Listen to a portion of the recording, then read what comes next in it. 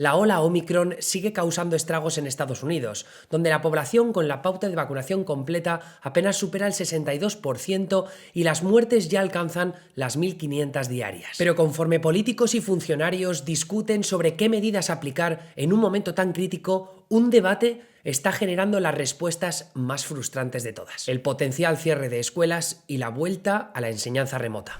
Tonight, schools across the country are preparing for students' return, bracing for Omicron. Cases in both adults and children. The question now turns to schools. The debate over whether schools should remain open or, as some have done, go to remote learning just temporarily. Dada la peculiaridad del sistema educativo en Estados Unidos, la administración de Joe Biden tiene poco que ver en este debate, pero aún así los ciudadanos siguen mirando a la Casa Blanca en busca de respuestas, especialmente cuando son voces demócratas y progresistas las que más abogan por medidas extraordinarias para frenar esta nueva ola. Así que de eso voy a hablar hoy, de en qué momento se encuentra el debate sobre el cierre de escuelas en Estados Unidos y por qué las administraciones públicas tienen que lidiar con un complejo entramado de intereses y preocupaciones donde los niños casi siempre están saliendo mal parados. Mi nombre es Emilio Domenech, soy periodista y esto ocurre, os lo prometo, solo en América.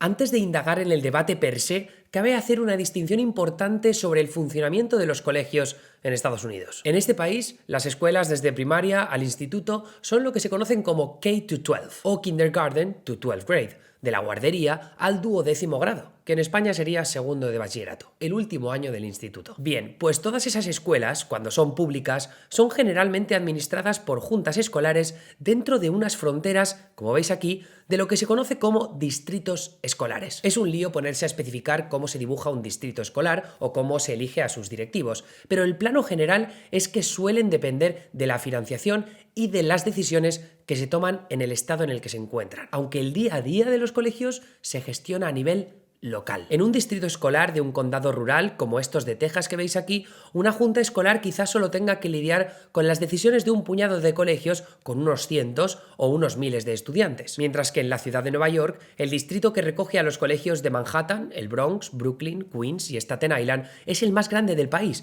e incluye a cientos de colegios en los que estudian más de 1 millón de niños y adolescentes. Eso significa que no tenemos que pensar en las decisiones sobre la reapertura o el cierre de escuelas o los protocolos y los materiales de enseñanza como decisiones que se toman a nivel federal desde Washington, D.C., sino que en la mayoría de ocasiones son los estados y los municipios y, por supuesto, las juntas escolares quienes tienen las riendas del funcionamiento de los colegios públicos bajo su supervisión. Establezco este contexto porque hay distritos escolares del noreste del país, una región mucho más progresista que la media, donde se toman decisiones muy dispares a las que vemos en el sur, bastión conservador de la nación norteamericana. Ahí entra a colación el otro contexto importante en todo este asunto: las guerras culturales en torno a la COVID-19 derivadas de la batalla ideológica rampante en Estados Unidos. De un lado, los reticentes que son muchos republicanos a las medidas más globalizadas para luchar contra la pandemia, como el uso de mascarillas o la vacuna. Del otro, lo favorables que son muchos demócratas a las más extremas, sea el cierre de negocios o la vacunación obligatoria. Eso deja a las escuelas como el campo de batalla perfecto para que todos esos desentendimientos se conviertan en un toma y daca entre esos bandos enfrentados. Todo con profesores y especialmente padres que cada vez se sienten más frustrados ante los fracasos de sus políticos para gestionar las crisis que ha ido desatando el coronavirus. Y quede claro que gestionar una pandemia nunca ha sido fácil y que Omicron solo ha hecho que sumar más incertidumbre a una situación ya de por sí harto complicada. Pero quienes sin duda se han visto afectados por todo este asunto son los alumnos, que tras casi 2 años de pandemia siguen lidiando con cierres de colegios y cuarentenas insoportables. Vale, pues con todo esto ya bien explicado, el debate de Marras está ahora en la vuelta al cole después de las vacaciones navideñas. En la primera semana del calendario escolar, tras el cambio de año y con la ola de Omicron disparando los contagios por encima de más de 600.000 casos diarios que no incluyen asintomáticos o a quienes se han hecho el test en casa, más de 5.400 colegios públicos optaron por abandonar temporalmente la enseñanza presencial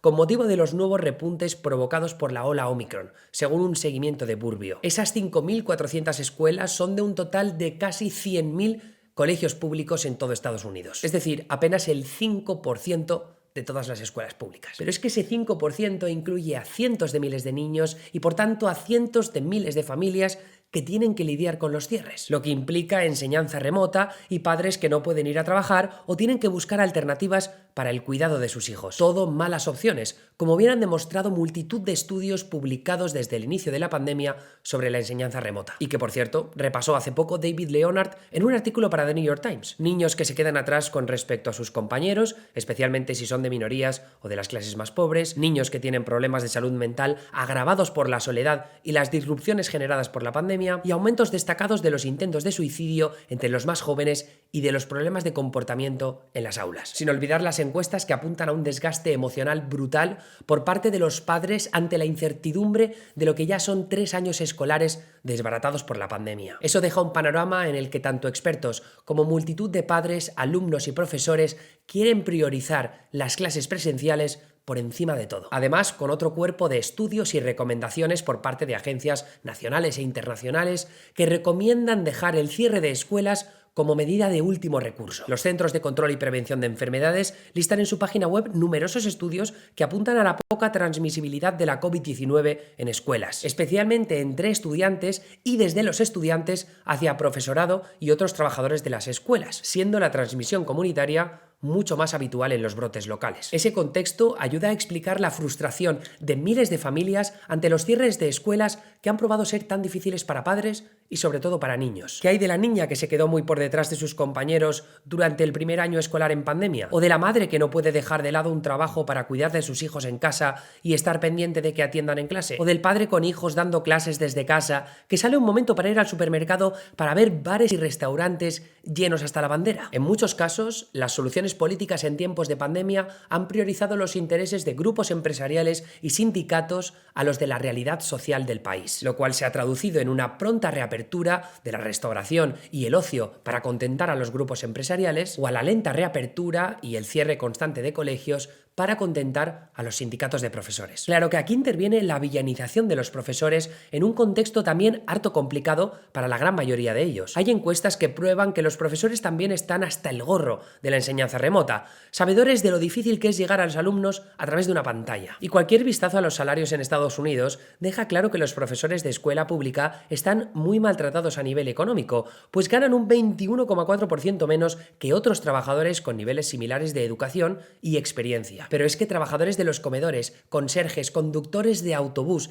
y, por supuesto, profesores sustitutos cobran incluso menos. Profesores sustitutos no precisamente poco importantes en un momento en el que la ola de Omicron está dejando tantas bajas. Y no cabe desdeñar el miedo de otros tantos maestros a lidiar con una pandemia que se ha mostrado tan imprevisible. Y sí, con los datos delante, con la vacunación y los protocolos de prevención adecuados, cualquier profesor debería poder apoyar la enseñanza presencial ininterrumpida. Pero es que no todos los distritos escolares tienen los mismos protocolos, ni la misma cantidad de profesores y alumnos vacunados, ni siquiera la capacidad de llevar a cabo sus propias medidas de prevención. Es lo que ha pasado en estas primeras semanas del año en Chicago, donde el poderoso sindicato de profesores se negó a dar clases por preocupaciones en torno a la seguridad en las aulas. Así resumido, el distrito escolar de Chicago, el tercero más grande del país, la pifió a lo grande con el sistema de testeo que había establecido para hacer un seguimiento de los contagios en los colegios a su cargo. Y claro, los profesores no veían nada claro eso de volver a las aulas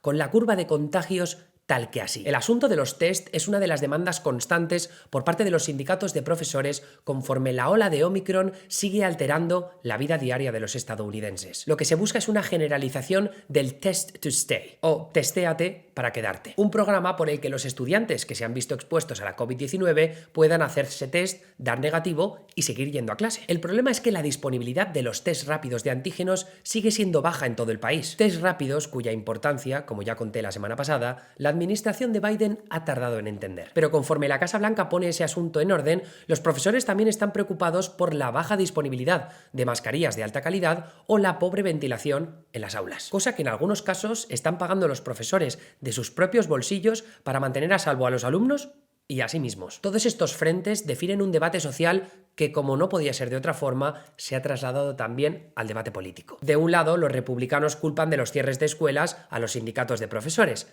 aliados habituales de los demócratas. Y del otro, los demócratas culpan a los republicanos de querer hacer política con las vidas de los profesores y de los alumnos. La realidad es bastante más compleja. Y pese a que no tenemos encuestas recientes, olas previas del coronavirus nos han mostrado que hay multitud de padres que prefieren la enseñanza remota en estos tiempos de incertidumbre pandémica, especialmente con este enero de repuntes tan bestias. Como siempre, no todo es blanco y negro en Estados Unidos, pero las últimas elecciones en el estado de Virginia ya demostraron que este tema de los colegios les puede salir muy rana a los demócratas. Al fin y al cabo, son los distritos escolares de algunas de las zonas más progresistas del país donde se está viendo un mayor número de cierres en las últimas semanas, frustrando a muchos de los votantes que votaron por los demócratas en 2018 y 2020, generalmente mujeres de clase alta de entre 30 y 50 años. Un demográfico que está hasta los ovarios de los cierres de escuelas. Acabe como acabe, a nivel político, lo que sí que empieza a estar claro es que hay cada vez un mayor consenso en torno a la enseñanza presencial ininterrumpida. Y eso incluye una senda que parece estar tomando la Casa Blanca de cara a recuperar una normalidad que trate a la COVID como una enfermedad endémica con la que tocará convivir en el corto y medio plazo. Así que quizá esta ola de Omicron sea el último episodio en este debate sobre el cierre de escuelas que tanto daño ha hecho a los niños. Y hasta aquí esta entrega de Solo en América. Mi nombre es Emilio Domenech, nos vemos la semana que viene aquí, en Neutral.es. Hasta luego.